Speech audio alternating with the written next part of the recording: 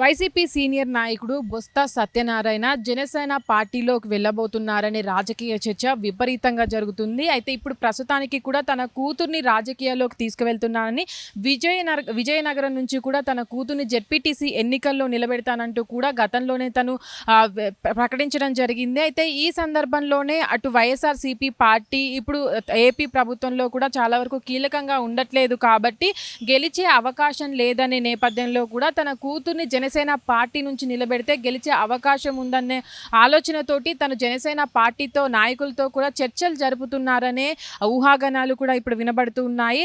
అతి సన్నిహితుల నేపథ్యంలో కూడా అంటే వీళ్ళు జనసేన పార్టీతో చర్చలు జరుపుతున్నారనే ఊహాగానాలు కూడా ఇప్పుడు బయటకు వస్తున్నటువంటి నేపథ్యంలో అటు ఏవైతే తన కూతురు డాక్టర్ అనూషాని విజయనగరం నుంచి నిలబెడతారనే ప్రకటించడం జరిగింది గతంలో. అయితే ఇప్పుడు జరుగుతున్నటువంటి ప్రచారంలో అసలు ఎంతవరకు నిజం ఉంది తన కూతురు అంటే వీళ్ళు ఎప్పటి నుంచి అంటే వైసీపీ పార్టీ ఏర్పాటైనప్పటి నుంచి కూడా వీళ్ళు ఆ పార్టీ నుంచే కొనసాగుతున్నారు. అయితే ఇప్పుడు వైసీపీ పార్టీ అటు రాష్ట్రంలో కొంచెం వెనుకబడింది, గెలిచే అవకాశం లేదన్న నేపథ్యంలోనే అటు జనసేన పార్టీ అటు ఏపీ ప్రభుత్వంలో కూటమి ప్రభుత్వంతో ముందుకొచ్చి గెలిచింది కాబట్టి ఈ ప్రభుత్వంతో ముందుకు వెళ్తే గెలిచే అవకాశం ఉందనే నేపథ్యంలోనే వీళ్ళు ఆ పార్టీ మారనున్నారనే ఊహాగానాలు కూడా ఇప్పుడు వినబడుతున్నటువంటి పరిస్థితుల్లో అసలు దీంట్లో నిజమెంత ఉంది, వాళ్ళు జనసేన పార్టీకి వెళ్తున్నారా లేదా అనేదైతే ఇంకా కన్ఫర్మ్ చేయాల్సి ఉంది.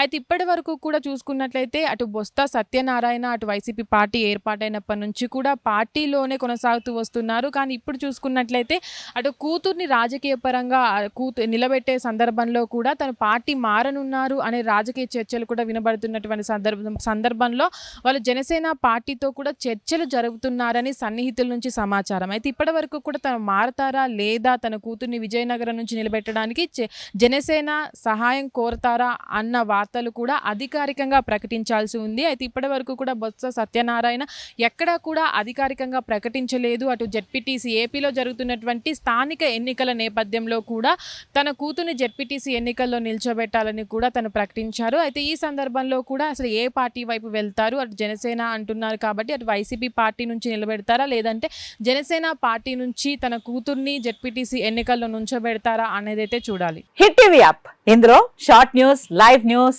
Entertainment shows, movies, digital magazines తో పాటు మీ జిల్లా వార్తలను కూడా ఫ్రీగా చూడొచ్చు.